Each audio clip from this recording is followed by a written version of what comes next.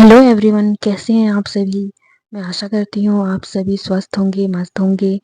आज की हमारी क्लास जो है सीडीपी की क्लास 3 है, जिसमें हम बाल विकास के सिद्धांत के बारे में, उसके कॉन्सेप्ट के बारे में समझेंगे और उससे संबंधित कुछ प्रश्न उत्तर है उसको हम करेंगे, जो कि हमारे सीटेट बेस्ड एग्ज़ाम में हेल्पफुल होगा। और इसमें हम देखेंगे कि किस तरीके से बाल विकास के सिद्धांत के जो कॉन्सेप्ट को अच्छे से समझ के उसके क्वेश्चंस को हल करेंगे। तो वेलकम है आप सभी का। तो चलिए क्लास को स्टार्ट करते हैं। तो सबसे पहला पॉइंट ये है कि बाल विकास से हम क्या समझते हैं, कि बाल विकास से हमारा आशय क्या है। तो बाल विकास जो होता है वो व्यवहारों का एक विज्ञान है, जो बालक के व्यवहार का अध्ययन गर्भावस्था से मृत्यु पर्यंत तक करता है। और इसके अध्ययन में बालक की व्यवहार को, उसकी क्षमताओं को, उनसे बालक से संबंधित सभी अवस्थाओं को समझने का एक विज्ञान है। बाल मनोविज्ञान बालक की क्षमताओं का अध्ययन करता है। बाल विकास क्षमताओं के विकास की दशा का अध्ययन करता है। बालक के विकास क्रम की सभी अवस्थाओं, जैसे बाल्यावस्था, शारीरिक, मानसिक, सामाजिक, संवेगात्मक, बौद्धिक, इन सभी का अध्ययन करता है। तो बाल विकास से हम ये भी समझ सकते हैं कि उसमें बालक में परिपक्वता और शिक्षण किस तरीके से उसके वंशानुक्रम और वातावरण में प्रभाव डालता है। बाल विकास के अंतर्गत बालक के जीवन विकास क्रम में होने वाली असमानताओं और विकृतियों का अध्ययन किया जाता है। और बालक के विकास में मनोचिकित्सा है, जो कि उसकी रूपरेखा को दर्शाती है। बाल विकास बालकों की रुचियों का अध्ययन कर उन्हें शैक्षिक और व्यावसायिक निर्देश प्रदान करता है। तो ये थी हमारे बाल विकास के कॉन्सेप्ट की मूलभूत अवधारणा, जिसको हमने समझा। और उससे संबंधित कुछ यहाँ प्रश्न हैं, जैसे कि प्राथमिक स्तर पर एक शिक्षक में निम्न में से किसे महत्वपूर्ण विशेषता मानना चाहिए। तो इसके ऑप्शन दिए हैं: पढ़ाने की उत्सुकता, धैर्य और दृढ़ता, शिक्षण पद्धतियों और विषयों के ज्ञान में दक्षता, या अति मानक भाषा में पढ़ाने में दक्षता। तो ये प्राथमिक स्तर पर, जो कि प्राइमरी लेवल पे एक शिक्षक में निम्न में से किस सबसे महत्वपूर्ण विशेषता माननी चाहिए, इसमें सबसे इम्पोर्टेंट क्या है। तो इसका हमारा जवाब होगा ऑप्शन नंबर बी, की धैर्य और दृढ़ता, जिसमें हमें शिक्षक के अंदर एक धैर्य, क्योंकि इस एज में बालक को बालक के अंदर उतने पेशेंस और एबिलिटी नहीं होती है कि हर चीज़ वो तुरंत समझ जाए। और कुछ बच्चे शरारती होते हैं, तो एक शिक्षक का सबसे पहले तो मोटिव ये होना चाहिए कि वो पेशेंसली और एकदम दृढ़ता पूर्वक ना उस बालक को उस स्किल के लिए प्रिपेयर करा सके। तो इसका आंसर हो जाएगा हमारा बी, जो कि राइट आंसर है। फिर उसके बाद हम आगे बढ़ेंगे। प्रत्येक शिक्षार्थी स्वयं में विशिष्ट यानी यूनिक है। इसका अर्थ है कि शिक्षार्थियों में ना तो कोई समान विशेषताएं होती है और ना ही उनके लक्ष्य समान होते हैं। कि ये इसके ऑप्शन दिए गए हैं क्वेश्चन नंबर 2 का। दूसरा ऑप्शन है कि सभी शिक्षार्थियों के लिए एक समान पाठ्य चर्चा संभव नहीं है। एक विषय रूपी कक्षा या हेट्रोजीनियस क्लासरूम में शिक्षार्थियों की क्षमताओं को विकसित करना असंभव है। या ऑप्शन डी दिया है कि कोई भी दो शिक्षार्थी अपनी योग्यताओं, रुचियों और प्रतिभाओं में एक समान नहीं होते। तो इसका जवाब हमें क्या होगा कि यूनिक का, अब यहाँ क्वेश्चन ने दिया है कि प्रत्येक शिक्षार्थी स्वयं में विशिष्ट यूनिक है। तो यूनिक से ही हमारा मतलब है कि सभी शिक्षार्थी अपनी योग्यताओं, रुचियों, प्रतिभाओं में एक जैसे नहीं है। तो इसका आंसर होगा डी, जो कि राइट आंसर है। उसके बाद हम आगे बढ़ेंगे कि शिक्षक एवं विद्यार्थी के मध्य संबंध होना चाहिए। किस तरीके का शिक्षक और स्टूडेंट्स के बीच में रिलेशन होना चाहिए। अब यहाँ बताया है स्नेह का, विश्वास का, सम्मान का, इन सभी का। तो आंसर होगा डी, इन सभी का होना चाहिए एक स्टूडेंट और टीचर के बीच में। ओके, देन हम आगे बढ़ेंगे। एक अच्छा अध्यापक विद्यार्थियों के मध्य बढ़ावा देता है किस चीज़ का। कंपटीशन की भावना का, सहयोग या की भावना का, या प्रतिद्वंदिता की भावना का, या तटस्थता, न्यूट्रल की भावना। न्यूट्रल मतलब स्टेट, मतलब समान क्षमता, मतलब स्थिर, ना ज़्यादा ना कम, स्थिर, न्यूट्रल, है ना, की भावना को। तो इसमें हमारा आंसर हो जाएगा बी, सहयोग, कोऑपरेटिव की भावना का बढ़ावा देना चाहिए एक अच्छा अध्यापक, जो कि अपने विद्यार्थियों को सहयोग की भावना को विकसित करता है, उनको सहयोग देता है। ये हमारा क्वेश्चन नंबर 4 का बी। उसके बाद हम आगे बढ़ेंगे कि शिवानी द्वारा पूछे गए इस प्रश्न का उत्तर शिक्षक तत्काल नहीं दे सकता है। शिक्षक की प्रतिक्रिया क्या होनी चाहिए। शिक्षक द्वारा शिवानी को चुप करा देना चाहिए। ऑप्शन बी, शिक्षक द्वारा शिवानी का ध्यान बटा देना चाहिए।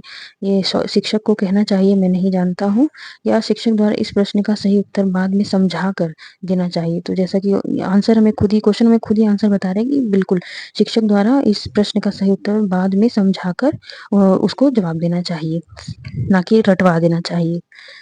ठीक है, फिर हम आगे बढ़ेंगे कि बच्चों की जिज्ञासा क्यूरियोसिटी शांत करनी चाहिए। जब शिक्षक फुर्सत में हो, है ना, क्यूरियोसिटी शांत करनी चाहिए। बच्चे के अंदर कोई जिज्ञासा है, कुछ जानने की इच्छा है, तो क्या करना चाहिए शिक्षक को? जब विद्यार्थी फुर्सत में हो, कुछ समय के पश्चात या तत्काल जब विद्यार्थी द्वारा जिज्ञासा की गई है, तो जाहिर सी बात है कि तत्काल जब विद्यार्थी के मन में किसी सवाल को लेकर जिज्ञासा है तो उसको तुरंत जवाब देना चाहिए, उनको समझाना चाहिए।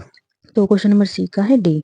फिर है शिक्षक को ज्ञान होना चाहिए। किस चीज का ज्ञान होना चाहिए? इसमें बताया है शिक्षक को ज्ञान होना चाहिए अध्यापन विषय का, बाल मनोविज्ञान का, शिक्षा संहिता का, या अध्यापन विषय एवं बाल मनोविज्ञान का। तो इन सब का सही जवाब है अध्यापन विषय और बाल मनोविज्ञान का। जब हम एक बालक को पढ़ा रहे हैं तो किस तरीके से पढ़ाना है, किस विषय को पढ़ाना है, कैसे पढ़ाना है, ये अध्यापक को ज्ञान होना चाहिए।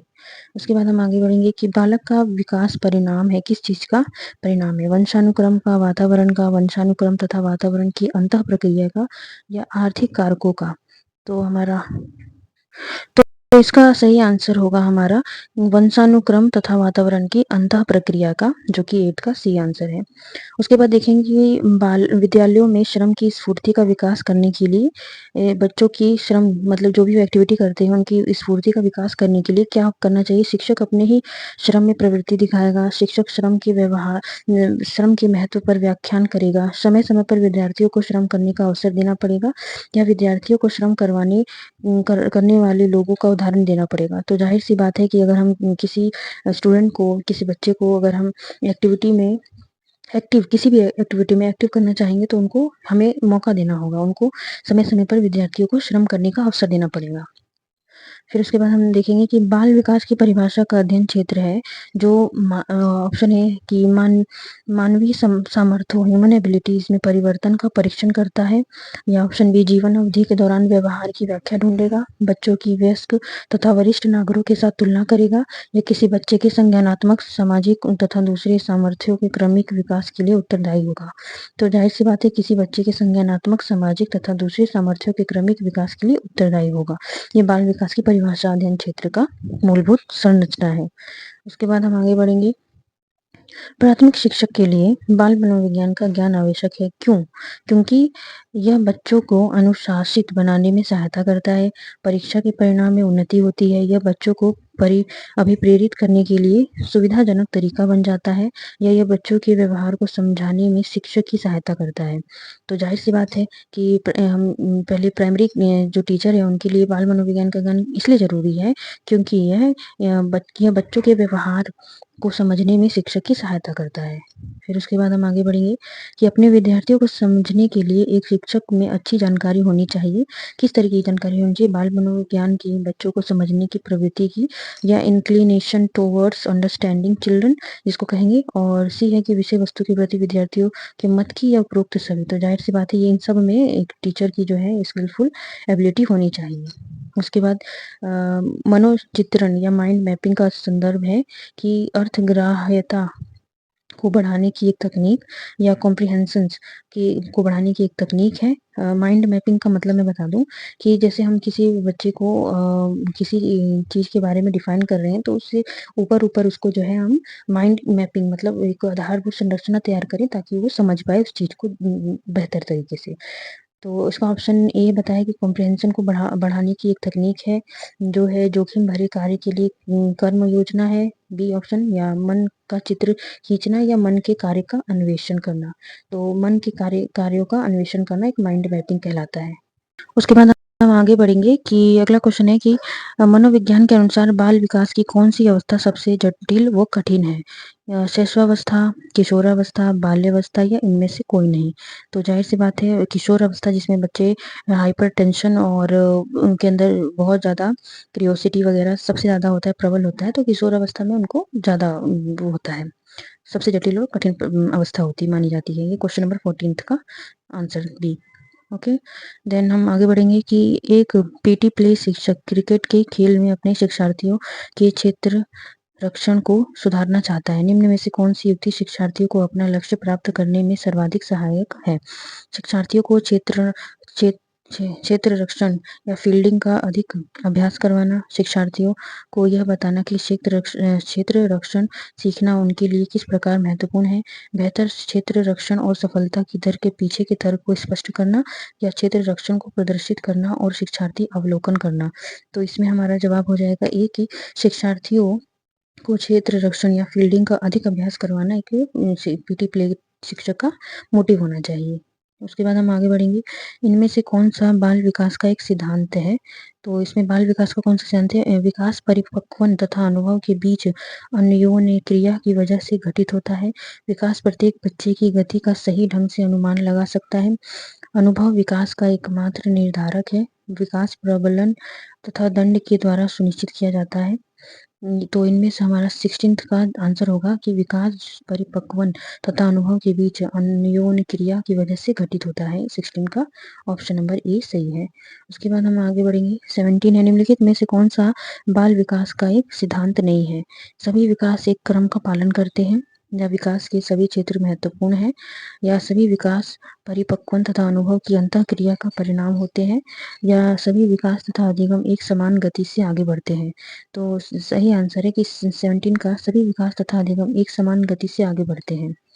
ओके, देन हम आगे बढ़ेंगे। 18, अपनी कक्षा के बच्चों को उनकी अपनी अवधारणाओं को बदलने में आप किस प्रकार सहायता करेंगे?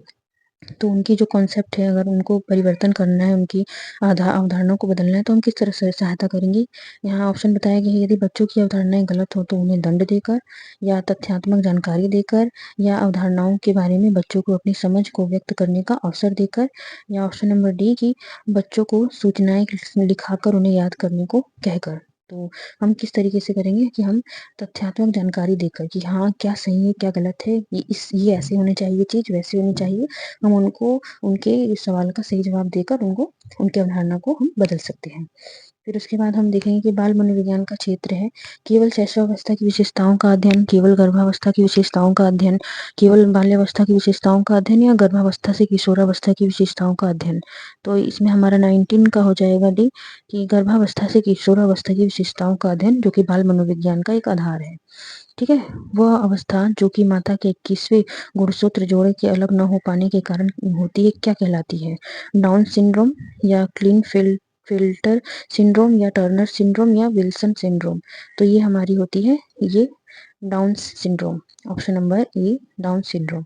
उसके बाद हम आगे बढ़ेंगे कि तनाव को कम करने के अप्रत्यक्ष ढंग कहलाते हैं, क्या कहलाते हैं? अगर किसी टेंशन को कम करने के अप्रत्यक्ष ढंग, समस्या समाधान विधि, रक्षात्मक यांत्रिकता, व्यक्तिगत विधि, इनमें से कोई नहीं। तो ये हमारा हो जाएगा रक्षात्मक यांत्रिका। उसके बाद सूझ या अंतर्दृष्टि के सिद्धांत का प्रतिपादन किसने किया है?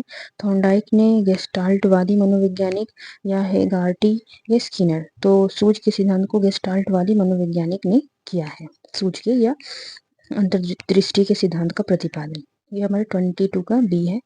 देन लास्ट हमारा है कि 23, निम्नलिखित में से किस मनोवैज्ञानिक ने किशोरावस्था को परिभाषित किया कि किशोरावस्था वह काल या अवधि है जिसमें बालक और बालिकाएं मानसिक, संवेगात्मक, सामाजिक और शारीरिक रूप से बाल्यावस्था से प्रौढ़ावस्था की ओर जाते हैं? E.T. जर्सिल्ड, E.B. Hurlock, I.P. Davis, या H.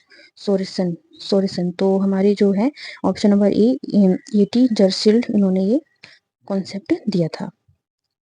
तो फ्रेंड्स, ये हमारी आज की क्लास थी। अगर क्लास अच्छी लगी हो तो लाइक करें, फॉलो करें और सब्सक्राइब करें, नए हैं चैनल को सब्सक्राइब करें और ऐसी वीडियो के लिए देखते रहें। Thank you so much.